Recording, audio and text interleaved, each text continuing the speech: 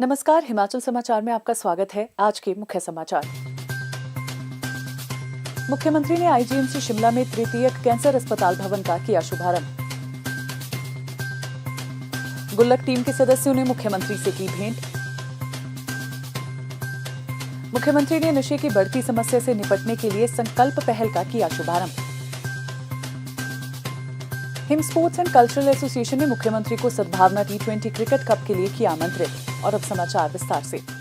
मुख्यमंत्री ठाकुर सुखविंदर सिंह सुक्खू ने आज शिमला में इंदिरा गांधी चिकित्सा महाविद्यालय में नवनिर्मित 5 मंजिला तृतीयक कैंसर अस्पताल भवन का शुभारंभ किया। 13 करोड़ 50 लाख रुपए की लागत से निर्मित इस भवन का उद्देश्य उपचार क्षमताओं को स्तरोन्नत कर कैंसर रोगियों को लाभान्वित करना है, ताकि उन्हें कैंसर के उत्कृष्ट उपचार की सुविधा राज्य में ही सुनिश्चित हो सके। इस भवन के निर्मित होने से अस्पताल में कैंसर रोगियों के लिए बिस्तरों की क्षमता 20 से बढ़ाकर 65 की जाएगी, जिससे कैंसर रोगियों को बेहतर चिकित्सा देखभाल मिलेगी। मुख्यमंत्री ने कहा कि प्रदेश सरकार कैंसर पीड़ितों को नवीनतम चिकित्सा तकनीक युक्त विश्व स्तरीय उपचार सुविधा उपलब्ध करवाने के लिए प्रतिबद्ध है। उन्होंने कहा कि अस्पताल जल्द ही intensity modulated radiation therapy, image guided radiation therapy और वॉल्यूमेट्रिक मॉड्यूलेटेड आर्क थेरेपी सहित उन्नत विकिरण चिकित्सा उपकरणों से लैस होगा। 7 करोड़ 77 लाख रुपए की लागत से एक सिटी सिम्युलेटर मशीन पहले ही स्थापित की जा चुकी है, जिसको क्रियाशील बनाने का कार्य प्रगति पर है। इसके अलावा 24 करोड़ रुपए की लागत की एक LINAC मशीन स्थापित की जा रही है, जिसे 25 जनवरी 2025 तक क्रियाशील कर दिया जाएगा। उन्होंने कहा कि इससे कैंसर उपचार सुविधाओं के विकल्प में वृद्धि होगी और मरीजों को सुविधा होगी। ठाकुर सुखविंदर सिंह सुक्खू ने कहा कि प्रदेश सरकार ने आईजीएमसी में पैट स्कैन मशीन की खरीद के लिए 20 करोड़ रुपए आवंटित किए हैं, जो कैंसर रोग का शीघ्र पता लगाने में सहायक सिद्ध होगी। मुख्यमंत्री ने कहा कि वर्तमान प्रदेश सरकार व्यवस्था परिवर्तन के माध्यम से राज्य में स्वास्थ्य क्षेत्र को और मजबूत कर रही है। मुख्यमंत्री ने कहा कि प्रदेश की पूर्व भाजपा सरकार ने राज्य की स्वास्थ्य अधोसंरचना की अनदेखी की, जिसके कारण प्रदेश के स्वास्थ्य क्षेत्र में सुधार नहीं हुआ, जबकि वर्तमान प्रदेश सरकार चिकित्सा के बुनियादी ढांचे में आवश्यक सुधार कर रही है। नॉर्थ ईस्ट के बाद हिमाचल प्रदेश एक ऐसा राज्य बना है जहां कैंसर के पेशेंट में तीव्र गति से वृद्धि हो रही है। हमारी सरकार ने इस ओर ध्यान दिया। कैंसर की आज बिल्डिंग का उद्घाटन किया और कैंसर की इस बिल्डिंग में पैट स्कैन सैंक्शन किया, जिससे कैंसर का पता चलेगा।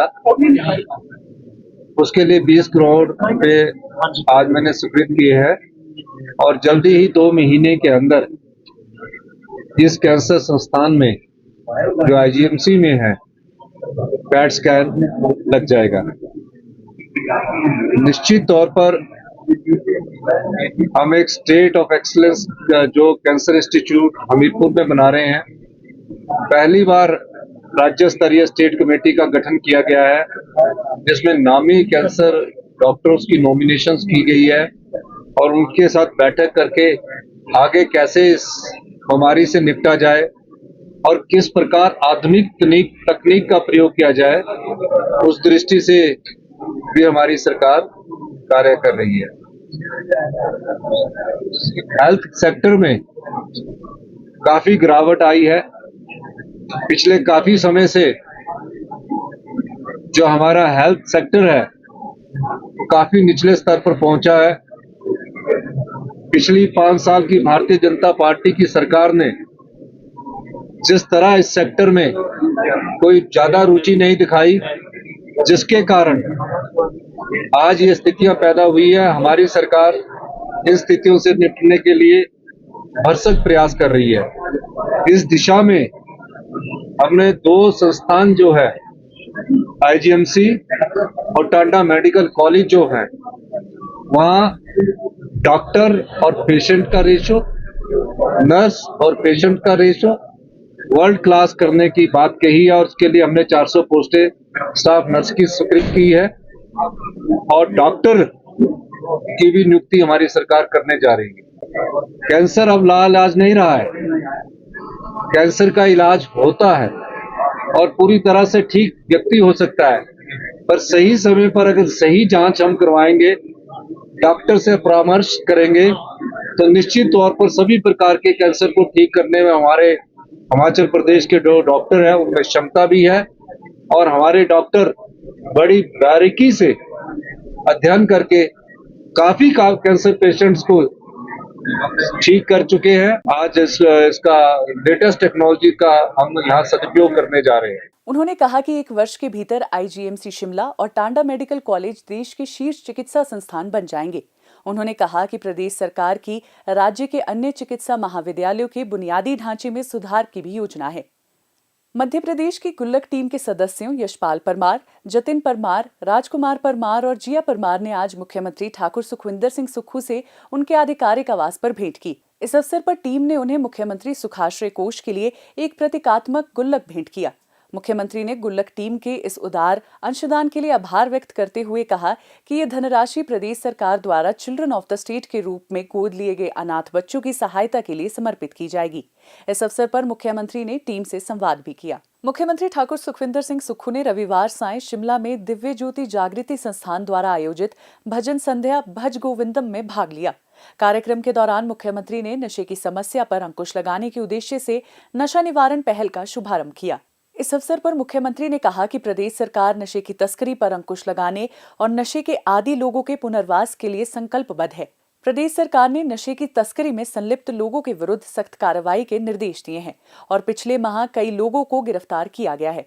युवाओं को नशे के चंगुल से बचाने के लिए सख्त कदम उठाए जा रहे हैं, क्योंकि हमारा लक्ष्य नशे की आदत से प्रभावित लोगों और उनके परिवारों को इससे बाहर निकालकर फिर से समाज की मुख्य धारा में शामिल करना है। उन्होंने कहा कि प्रदेश सरकार जिला सिरमौर के पच्छाद उपमंडल के अंतर्गत कोटला बड़ोग में राज्य स्तरीय नशा निवारण एवं पुनर्वास केंद्र स्थापित करने जा रही है। ये केंद्र मादक पदार्थों की आदत से जूझ रहे लोगों को बाहर निकालकर समाज की मुख्य धारा में शामिल करने में सहायक साबित होगा। इसके अतिरिक्त जिला सोलन के कंडाघाट में भी 9000 दिव्यांगजनों को उच्च शिक्षा प्रदान करने के लिए उत्कृष्ट केंद्र स्थापित किया जा रहा है। दिव्य ज्योति जागृति संस्थान जहाँ समाज के कल्याण में बढ़ चढ़कर भाग ले रहा है। हम चाहते हैं कि जो युवा पीढ़ी है जो नशे में आजकल सम्मिलित पाई जा रही है, उससे कैसे उनको दूर किया जा सके। इस दृष्टि से जो नशा करने वाले युवा हैं उनको भी वापस कैसे समाज की विचारधारा में लाया जाए, उस दृष्टि से हमारी सरकार ने सोलन के पास कोटला बेड़ एक जगह है 150 बीघा, उनकी रिहेबिलिटेशन सेंटर का जल्दी ही हम उसका शिलान्यास करने जा रहे हैं, ताकि बच्चों को जो इस नशे की लत में फंस चुके हैं उनको वापिस अपने परिवार के साथ लाया जाए। पहली बार ये हमारी सरकार इस प्रकार का आज बड़े स्तर पर संस्थान खोलने जा रही है। प्रदेश सरकार राज्य की विधवा एवं एकल नारियों के 23,000 बच्चों को निःशुल्क शिक्षा प्रदान कर रही है और प्रदेश के वृद्धजनों का कल्याण सुनिश्चित करने के लिए एक नई योजना पर भी विचार किया जा रहा है।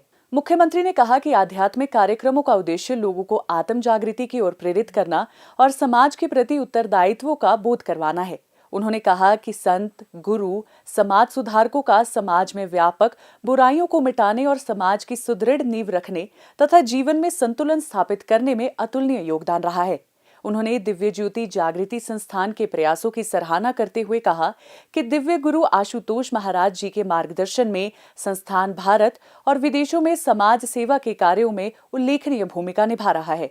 ठाकुर सुखविंदर सिंह सुक्खू ने कहा कि उन्होंने व्यक्तिगत रूप से नूर महल में संस्थान का दौरा किया है और वहां संचालित हो रहे आध्यात्मिक और सामाजिक कार्यक्रमों को देखा है। मुख्यमंत्री ने हिमाचल प्रदेश को 31 मार्च 2026 तक हरित ऊर्जा राज्य के रूप में स्थापित करने की राज्य सरकार की प्रतिबद्धता को दोहराते हुए कहा कि इस दिशा में अनेक नवाचार कदम उठाए गए हैं। जिला सोलन के नालागढ़ में 1 मेगावाट क्षमता वाला ग्रीन हाइड्रोजन संयंत्र स्थापित किया जा रहा है, जिसके आगामी वर्ष जुलाई तक तैयार होने की संभावना है। हमने लक्ष्य रखा है 31 मार्च 2026 तक हिमाचल प्रदेश को ग्रीन स्टेट के रूप में विकसित करने का। इस दिशा में बजट का प्रावधान हमने किया है। धरातल पर ये चीजें आनी शुरू हुई है। अभी आपसे आने से पहले मैं रेलवे मिनिस्टर को एक लेटर लिख कर आ रहा हूँ कि कालका से जो शिमला ट्रेन है, हेरिटेज ट्रेन है, उसको ग्रीन हाइड्रोजन से चलाने की अनुमति दी जाए और ग्रीन हाइड्रोजन का उत्पादन जो कि भविष्य की ऊर्जा है और उसमें हमारा राज्य कैसे सामर्थ्य बने, उसका 1 मेगावाट का प्रोजेक्ट हम ऑयल इंडिया लिमिटेड के साथ मिलकर इस नवंबर में उसका शिलान्यास करने जा रहे हैं और आने वाले अगली जुलाई में वो ग्रीन हाइड्रोजन पैदा करने वाले 1 मेगावाट हिंदुस्तान के हम पहले राज्य बनेंगे, क्योंकि भविष्य की ऊर्जा ग्रीन हाइड्रोजन पर निर्भर है। और अगर हमने हिमाचल को आत्मनिर्भर बनाना है तो नई टेक्नोलॉजी के साथ अपने प्राकृतिक सौंदर्य को बचाकर, अपने संस्कृति को बचाकर, जो हिमाचल की संस्कृति आपसी भाईचारे की है, मेल मिलाप की है, उसके साथ आगे बढ़ना है। Him sports and cultural association Shimla के अध्यक्ष श्री नरेश चौहान ने आज मुख्यमंत्री ठाकुर सुखविंदर सिंह सुक्खू से भेंट कर उन्हें 16 एवं 17 नवंबर 2024 को शिमला में आयोजित होने वाले सद्भावना T20 क्रिकेट कप टूर्नामेंट के लिए आमंत्रित किया। यह कार्यक्रम हिमाचल प्रदेश एड्स नियंत्रण सोसाइटी के सहयोग से नशा छोड़ो खेल खेलो विषय के अंतर्गत नशे के दुष्प्रभावों के प्रति जागरूकता लाने के उद्देश्य से आयोजित किया जा रहा है। इस अवसर पर मुख्यमंत्री ने इस आयोजन के समर्थन के प्रतीक के रूप में नशा छोड़ो खेल खेलो संदेश प्रदर्शित करने वाले क्रिकेट बैट पर हस्ताक्षर किए। मुख्यमंत्री ने इस नेक उद्देश्य से प्रतियोगिता के आयोजन के लिए एसोसिएशन की सराहना की तथा कहा कि राज्य सरकार नशे के खिलाफ कड़े कदम उठा रही है और नशा तस्करों के खिलाफ सख्त कार्रवाई भी सुनिश्चित की जा रही है। उन्होंने कहा कि समाज की सक्रिय भागीदारी के बिना नशे के विरुद्ध लड़ाई संभव नहीं है, इसलिए समाज के हर एक व्यक्ति को इस दिशा में अपना योगदान देने के लिए आगे आना चाहिए। हिमाचल समाचार देखने के लिए सब्सक्राइब करें यूट्यूब चैनल हिमाचल समाचार, लाइक करें Facebook page information and public relations department Himachal Pradesh और सीएमओ हिमाचल, फॉलो करें x @DPRHP और सीएमओ हिमाचल, फॉलो करें इंस्टाग्राम @DIPR हिमाचल और सीएमओ हिमाचल, विजिट करें वेबसाइट www.himachalpr.gov.in। इस अंक में इतना ही, कल फिर होगी मुलाकात। दीजिए इजाजत, नमस्कार।